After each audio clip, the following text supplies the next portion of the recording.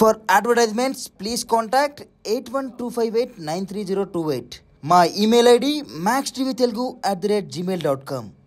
అమ్మ, మనం నిత్య పూజలో సంకల్పం ఖచ్చితంగా చెప్పుకోవాలా? చెప్పుకుంటే గనక ఎలా చెప్పుకోవాలి? అసలు నిత్య పూజలో ఎలాంటి విధి విధానాలు పాటించాలి మాకు తెలియజేస్తారు? నిత్య పూజలు అంటే నాకు నిజంగా ఈ సంకల్పం అనేది ఒక దేవుని దగ్గర గుళ్ళలో చూసానే కానీ మనం ఇళ్ళలో కూర్చొని సంకల్పం చెప్పుకునేది ఎవరో చాలా పండితులు నిష్ణాతులు ఏమన్నా చెప్పుకుంటారేమో కానీ మామూలుగా ప్రతి సామాన్య మానవుడు సంకల్పాలు చెప్పుకుంటూ పూజలు చేసుకుంటూ ఇవన్నీ చేసుకుంటూ వెళ్ళేదైతే ఉండదు.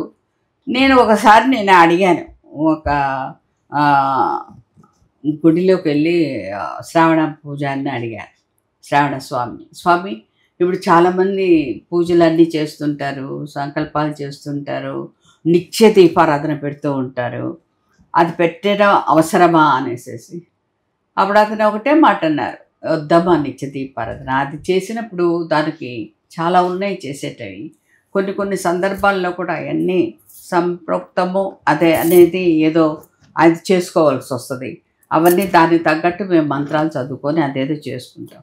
మీరు ఇంట్లో అలా పెట్టుకునేటువంటి రోజు మీరు పూజ చేస్తున్నారు కదా, కానీ రోజు పూజ చేసినప్పుడు ఈవినింగ్ కూడా వచ్చి నేను సంధ్య దీపారాధన వెలిగించడానికి నాకు ఆఫీస్లో టైం ఉండదు, రాకపోవచ్చు, లేట్ అయిపోవచ్చు, అసత్సంధ్యాలు పెడితే మళ్ళీ దీపం మంచిది. అతను ఒకటే మాట్లాడారు, మీరు మార్నింగ్ పెడుతున్నారు కదా ఉపవాసంతో ఏమి తినకుండా, అది బెస్ట్. అది చేసిన తర్వాత మళ్ళీ మీరు ఆఫీస్కి వెళ్ళండి, మీరు వర్క్ చేసుకోండి, మళ్ళీ ఈవినింగ్ రావాలి, మళ్ళీ ఈవినింగ్ కూడా బయట వాకిలి ముందర ముగ్గేసి దీపం పెట్టి మళ్ళీ దేవుడి దగ్గర కూడా దీపం పెట్టాలి. ఇవన్నీ ఏం అక్కర్లేదమ్మా, సింపుల్గా మీరు మార్నింగ్ చేస్తున్నారు చాలని నేను అలాగే పాటిస్తున్నాను. కొంతమంది చేసేవాళ్ళు చేయొచ్చు, చేయని వాళ్ళు చేయకపోవచ్చు, కానీ చేసేవాళ్ళకే ఎక్కువ పుణ్యాత్ములు అయిపోతున్నారు, చేయని వాళ్ళు అలాగే ఉండిపోయారు అనేసి మాత్రం నేను చెప్పను. ఏది చేసినా కూడా మనస్ఫూర్తిగా క్రమబద్ధంగా చేసినప్పుడు అన్నీ సక్సెస్ఫుల్గానే నడుస్తాయి. అందువల్ల దీనిలో ఏదో అన్నారు, సంప్రోక్తన ఏదో అన్నారు, అలాంటివన్నీ చేయకపోవచ్చు. సంకల్పం దాన్ని కొంతమంది సంప్రోక్తన ఏదో కూడా అంటారు. అలాంటివన్నీ చేయకపోయినా కూడా నష్టమేం లేదు, దేవుడేం బాధపడడు. భగవంతుడు మనం మంచి మనసుతో ఉన్నామా, ఎవరికి కుళ్ళు కుసితం స్వార్థం లేకుండా, ఎవరికి చెడు లేకుండా అందరూ బాగుండాలి, అందులో మనం ఉండాలి అనుకుంటే భగవంతుడు కూడా మనల్ని ఎప్పుడూ క్షేమంగానే చూస్తూ ఉంటారు. అదొకటే మనం కోరుకోవాలి. నేనే బాగుండాలి, నేనే హ్యాపీగా ఉండాలి, నేనే ఉండాలి అనేసి కోరుకోవద్దు. అందరితో పాటు మనం ఉండాలి, అందరూ హ్యాపీగా ఉండాలి, అది మాత్రం మనం ఆలోచించాలి. అమ్మ, రామకోటి రాయడం వల్ల అసలు కలిగే ఫలితం ఏంటి? అలాగే రామకోటి రాసేటప్పుడు పాటించే నియమాలు, అలాగే రామకోటి రాసేసిన తర్వాత చివరికి ఏం చేయాలమ్మా అది కంప్లీట్ అయిపోయిన తర్వాత? నిజంగా నాకు దాని గురించి రామకోటి గురించి అయితే, రామకోటి రాసిన తర్వాత కలిగే ఫలితాలు అనేది రాసిన వాళ్ళని చూశాను, కానీ వాళ్ళలో నాకు ఫలితాలు ఏం కనపడ్డాయో నాకు తెలియదు. వాళ్ళలో కూడా నిరాశ నిస్పృహ ఎక్కువగానే కనిపించాయి. ఫలితాలు మాత్రం వాళ్ళ సంతృప్తి కూడా నాకు కనపడలేదు. అందువల్ల రామకోటి ఎందుకు రాస్తారు అనేది నాకు ఒకవైపు ఆశ్చర్యమే. కొంతమంది వాళ్ళ తృప్తి మీద రాస్తుంటారు, వాళ్ళ ఆత్మతృప్తి కోసం రాస్తుంటారు. అంతేకాని రామకోటే, నా ఉద్దేశంలో అయితే రామకోటే రాయాల్సిన అవసరం ఉండదు.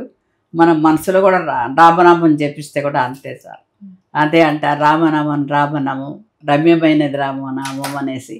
అందువల్ల మనం రోజు మంచినీళ్ళు తాగినా, లేసినా, కూర్చున్నా, భోజనం చేస్తున్నా, ఎప్పుడైనా కూడా రామనామ కీర్తన మంచిదే. కాబట్టి రామ అనే పదంలో ఎన్నో